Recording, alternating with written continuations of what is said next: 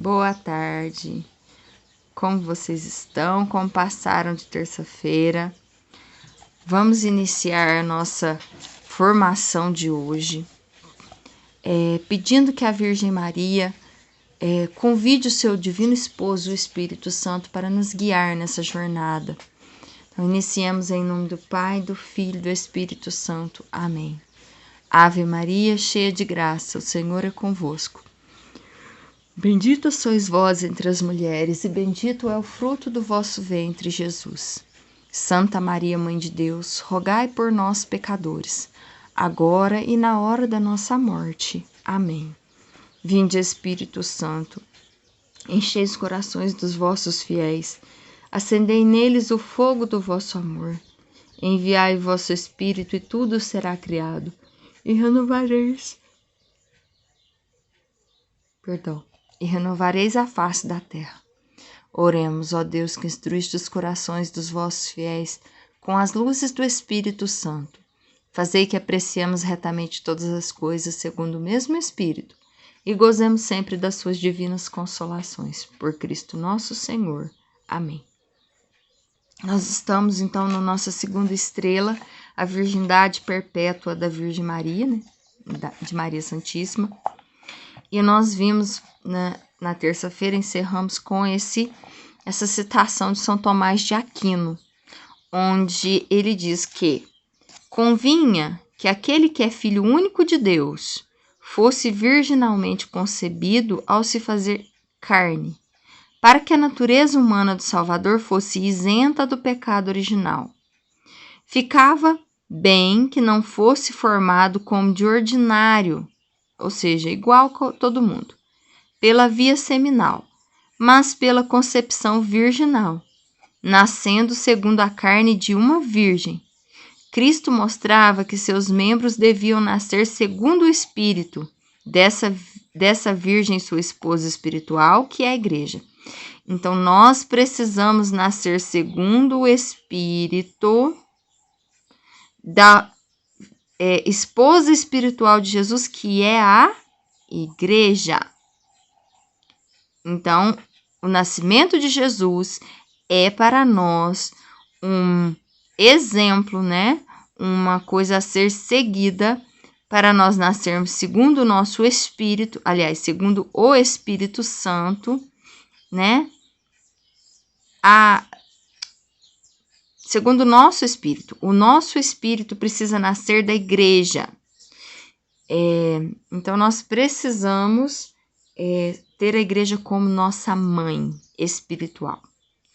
O nascimento virginal é de todo conveniente, pois o Verbo que é eternamente concebido e procede do Pai sem nenhuma corrupção, deve, se ele se faz carne, nascer de uma mãe virgem, conservando-lhe sua virgindade. Aquele que vem para retirar toda a corrupção não deve, ao nascer, destruir a virgindade daquela que lhe deu a luz. Ele veio para tirar toda a corrupção. Então, ele não tira a virgindade de Maria.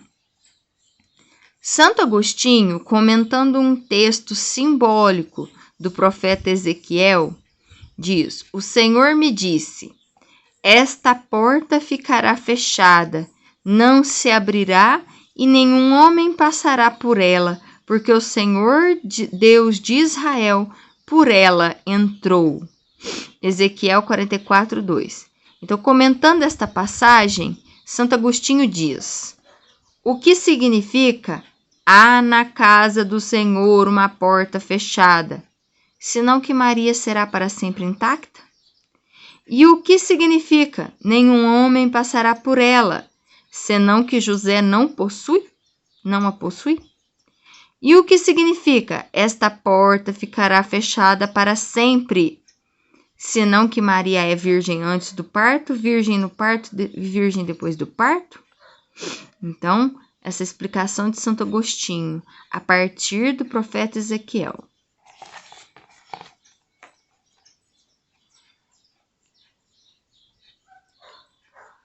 Os santos padres gostavam de chamar Maria de Mater Inviolata, mãe perfeitamente virgem. Santo Antonino, em sua Suma, resumiu tudo.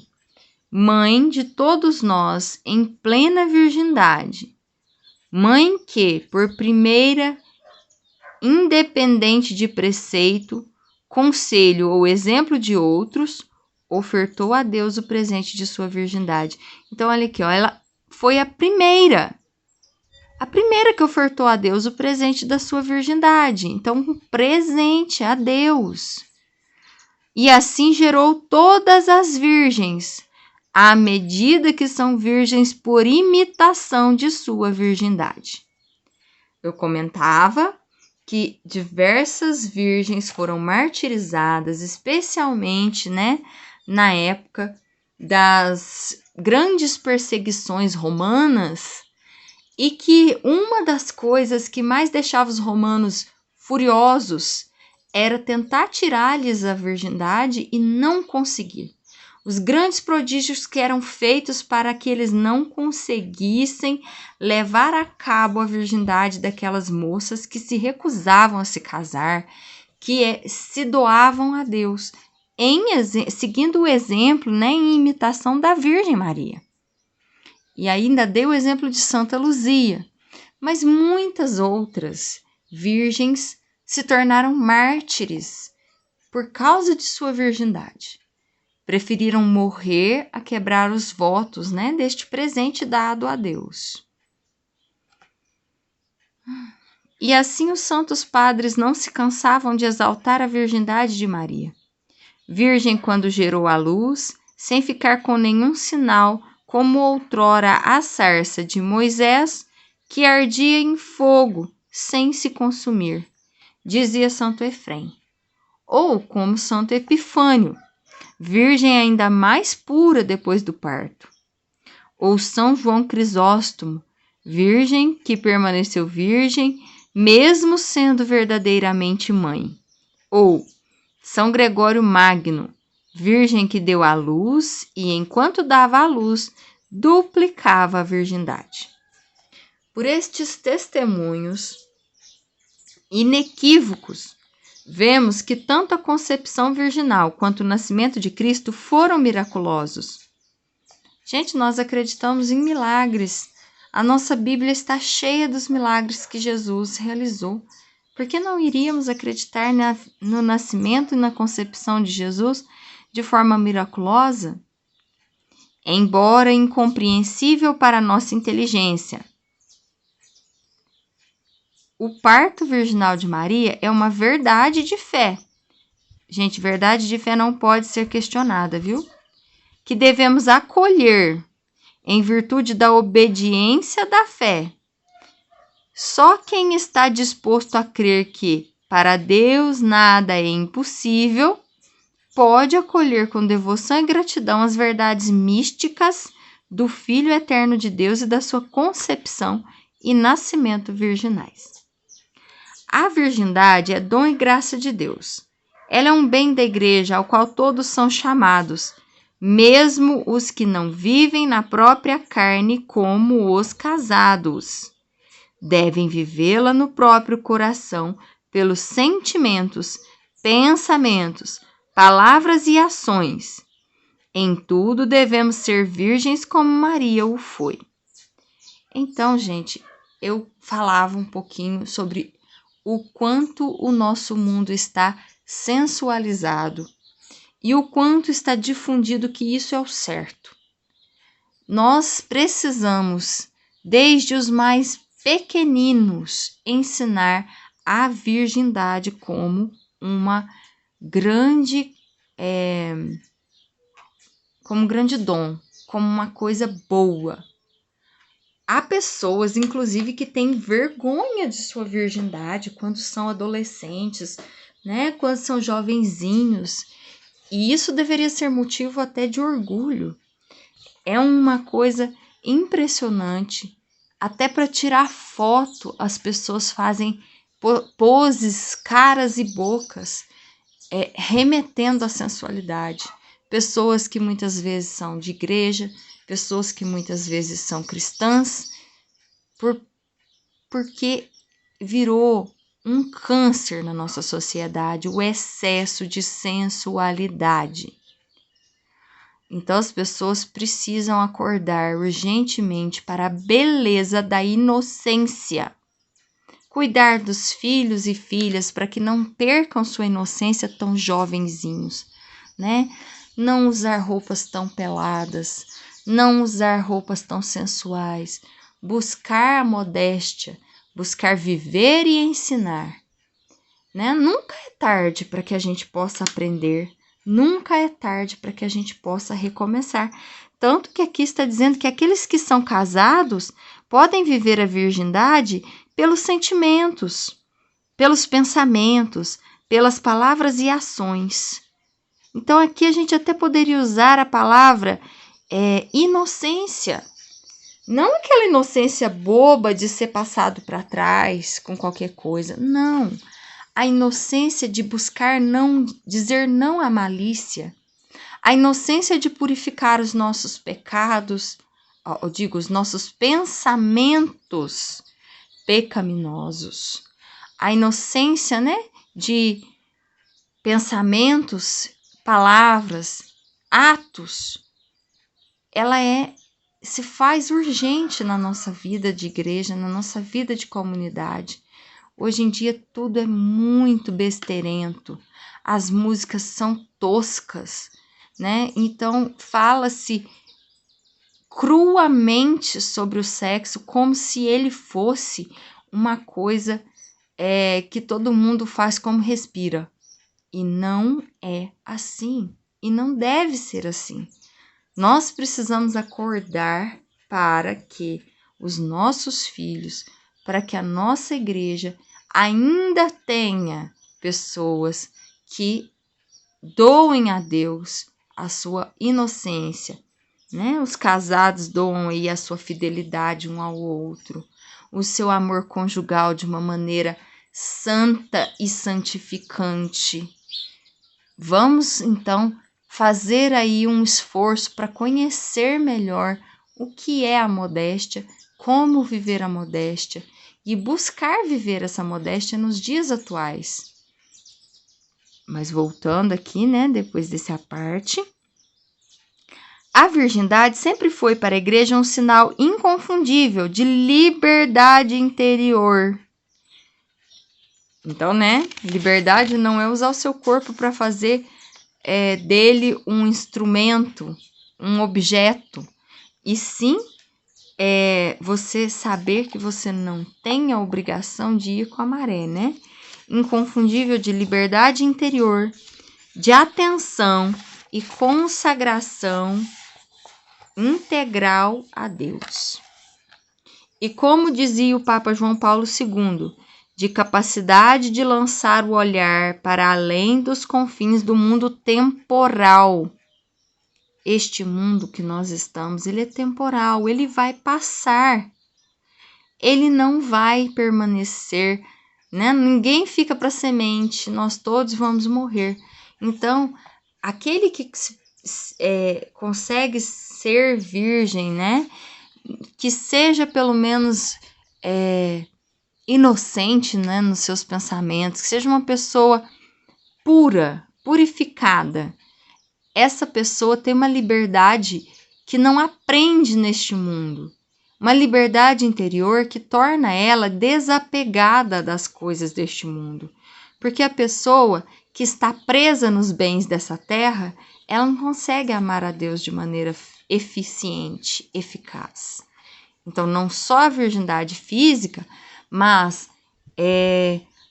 a pureza nos casamentos, a pureza nas relações humanas, que hoje em dia nós temos uma sociedade tão doente, tão adoecida nesta parte da sua vida, né, afetiva e sexual, que a gente vê atrocidades, pais que enxergam suas filhas de maneira deturpada, tios, irmãos, né? Quantos abusos existem hoje, quantas histórias absurdas. Tudo isso movido por uma impureza que se propagou como se fosse normal. Então nós precisamos, né, nos libertar desses problemas temporais, dessas amarras que o inimigo tem lançado na nossa igreja, na nossa sociedade. Então, a capacidade de lançar o olhar para além dos confins do mundo temporal, de viver radicalmente ao serviço do reino. Então, por que é que os padres não se casam? Porque eles precisam viver radicalmente ao serviço do reino. Aí um outro ponto que as pessoas muitas vezes criticam da nossa igreja. Ninguém obrigou o padre a ser padre, gente. Quando ele escolheu, quando ele percebeu a sua vocação, ele sabia que teria que fazer renúncias. Ele renuncia a uma família terrestre, a uma família temporal, para ter uma família espiritual muito maior. Então, muitas vezes as pessoas criticam demais também o catolicismo, né? É igual eu disse, existem muitas maçãs podres na cesta. Existem muitos homens e mulheres com a mente deturpada, deformada pelo pensamento mundano, inclusive e infelizmente dentro da nossa igreja, né? Mas não é culpa da virgindade, não é culpa do pedido de pureza que tem da parte de Deus para nós que essas coisas acontecem. Ao contrário, é porque a impureza entrou, é porque a sensualidade se instalou na nossa sociedade que existem tantas pessoas doentes de diversas formas, né? Então, nós precisamos nos libertar através da modéstia, através da vivência das asceses, né? Jejum, penitência, oração, buscar uma vida pura, purificada desse monte de pornografia e besteira que invadiu a sociedade. Maria sempre quis ser e sempre foi consagrada integralmente a Deus, a verdadeira Virgem. Assim é que a Igreja celebra em 21 de novembro a memória de sua apresentação. Então, Maria sempre quis ser e sempre foi consagrada integralmente a Deus. O que é celebrado em 21 de novembro? A apresentação da Virgem Maria. O que isso significa? Significa que Nossa Senhora, aos 3 anos de idade, foi consagrada a Deus pelos seus pais, no templo. Então, a liturgia das horas, né, de 21 de novembro diz: nesse dia da dedicação da igreja de Santa Maria Nova, construída junto ao templo de Jerusalém, celebramos com os cristãos do Oriente aquela dedicação que Maria fez a Deus de si mesma desde a infância, movida pelo Espírito Santo, de cuja graça tinha sido concebida repleta em sua Imaculada Conceição. Então, a Virgem Maria, além de ser imaculada na sua conceição, ainda muito jovenzinha, consagrada a Deus. E não porque seus pais somente o quiseram, mas conta a tradição católica que aos 3 anos de idade ela solta as mãos de seus pais e entra correndo no templo, feliz, porque quer se dar a Deus. Então,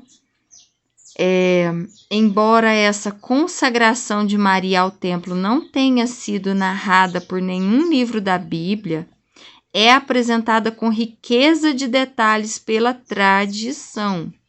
Segundo muitos escritos, a apresentação de Maria foi solene, tanto no momento da sua oferta, como durante o tempo de permanência no templo, quando ocorreram alguns fatos prodigiosos. Segundo uma tradição, Maria, conforme a promessa feita pelos seus pais, Santa Ana e São Joaquim, foi conduzida ao templo aos 3 anos de idade, acompanhada por um grande número de meninas hebraicas que seguravam tochas acesas com a presença das autoridades de Jerusalém e entre cantos angélicos. Para subir ao templo havia 15 degraus que Maria subiu sozinha, embora fosse tão pequena. Os escritos dizem ainda que Maria no templo se alimentava com uma comida extraordinária trazida diretamente pelos anjos e que ela não residia com outras meninas.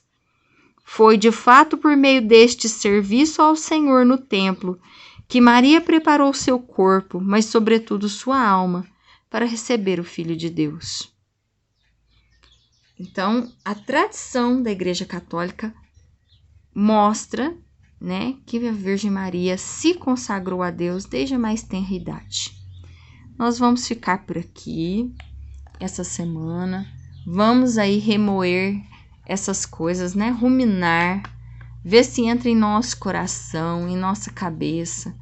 Qualquer coisa a gente volta, ouve de novo, lê de novo, porque são ensinamentos muito densos e que só nos parecem estranhos por causa da deturpação deste mundo de hoje, mas que não parece nem um pouco estranho aos olhos de muitas pessoas antigas, pessoas simples, pessoas que viveram a sua fé de uma maneira desapegada deste mundo. Fiquemos em paz, em nome do Pai, do Filho e do Espírito Santo. Amém.